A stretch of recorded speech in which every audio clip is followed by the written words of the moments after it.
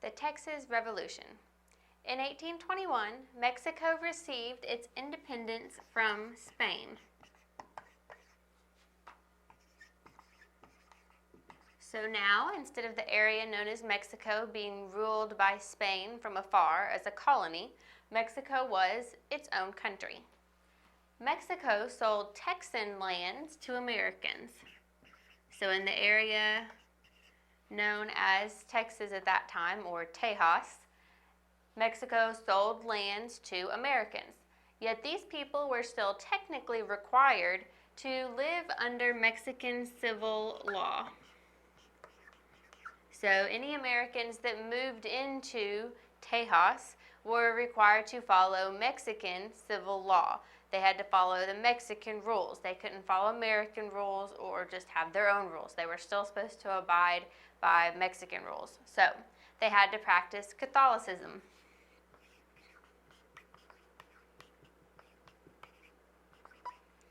Catholicism was like the national religion for Mexico, and everyone was supposed to practice it. They also had to speak Spanish, so if people moving in couldn't speak Spanish, they were supposed to learn it. If people moving in practiced a different religion, they were supposed to convert to Catholicism. And people moving in could not own slaves, so Mexico didn't allow any slaves to come in. So any slaves brought into Mexican territory became free. So if you were trying to move into Texas to start a plantation, you would have to do so as actually paying your workers or bringing people with you, family members that were going to work on your family farm. Having a large-scale plantation like in other areas of the South wasn't going to work as effectively because you weren't going to be able to have slave labor. However, in 1832, Santa Anna led a coup in Mexico and decided to crack down on the Texans. Now, the reason he had to crack down is that people were technically required to follow all these rules. But a lot of Americans who moved into Mexico retained that American independence kind of attitude. They kept their own religion for the most part, unless they just happened to be Catholic already. A lot of them didn't learn to speak Spanish because the people they lived near were other American colonists who also spoke English. And some of them did try to bring in slaves and keep those people enslaved instead of letting them become free once they were in Mexican territory. So the Americans weren't actually abiding by the Mexican civil laws that they were supposed to. So in 1832, when Santa Anna became the ruler of Mexico, he decided to crack down on the Texans. He didn't like them not following Mexican laws. This led to the Texas Revolution of 1836, in which Texas declared its independence from Mexico. The Texans said, all right, if you're going to be cracking down on these laws and really being serious about them, we actually really don't want to follow them, so we are going to declare our independence and say Texas is actually a different country from Mexico. Several bloody battles would be fought before the Texans actually secured their independence. Texas General William B. Travis's men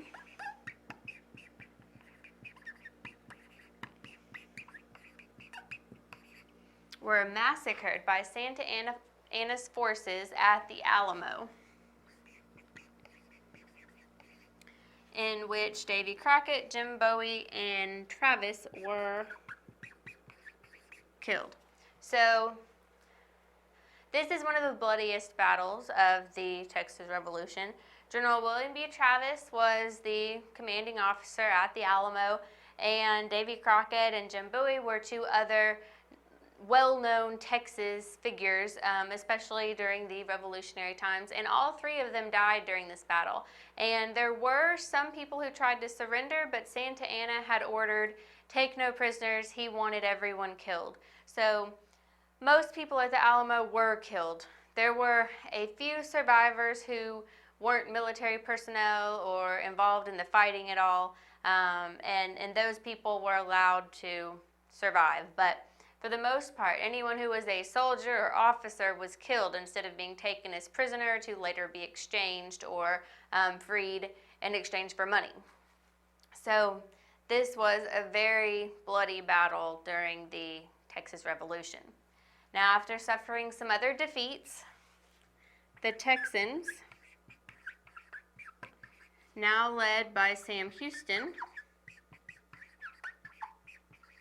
finally defeated the forces of Santa Anna at the Battle of San Jacinto in April 1836. So this actually wasn't a very long war as far as wars go.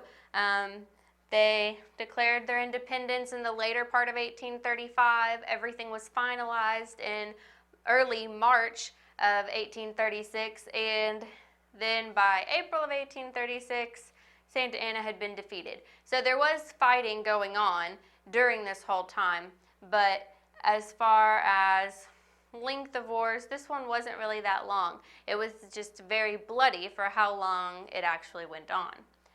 Now, with the Treaty of Velasco signed between Texas and Mexico, Mexico was forced below the Rio Grande. So now the Rio Grande was supposed to be the border between Texas and Mexico. Everything above the Rio Grande was going to be the Republic of Texas, and everything below would be Mexico. So the Treaty of Velasco forced Mexico below the Rio Grande, and the Republic of Texas was born. So Texas declared its independence in early 1836, and by a little later in 1836, they were being recognized as the Republic of Texas. Now, Mexico proper wasn't going to officially recognize them right away, but the United States did recognize the Republic of Texas as a sovereign nation, as its own country. Nevertheless, Texas was not made a part of the United States at this time.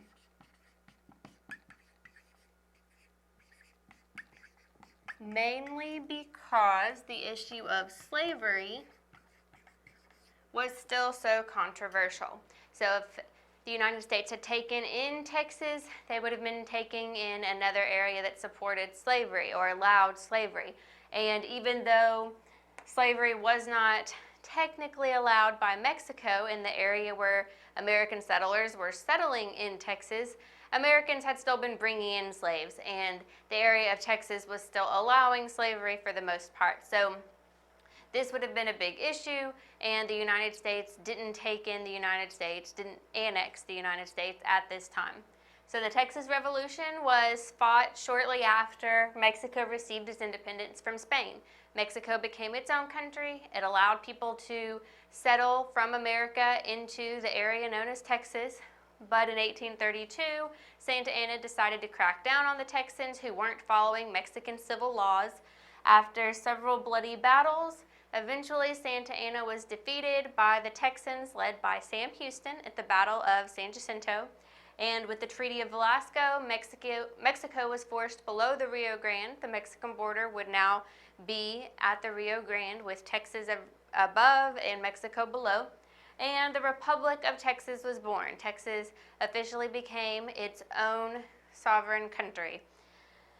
But at this time, Texas was not made a part of the United States because slavery was still a very controversial issue, and Texas had slavery going on within it. So this would have been something that the United States was going to have to think long and hard about before making Texas a part of itself. To find out more about how to ace your test and get more practice for your test, click the study guide. Learn why Mometrix is the best and smartest decision you could make for your test prep choice. We have done all the work cutting through the fluff to give you what you need to perform well on your exam. Click the study guide to get started now. And thank you for watching and learning with us.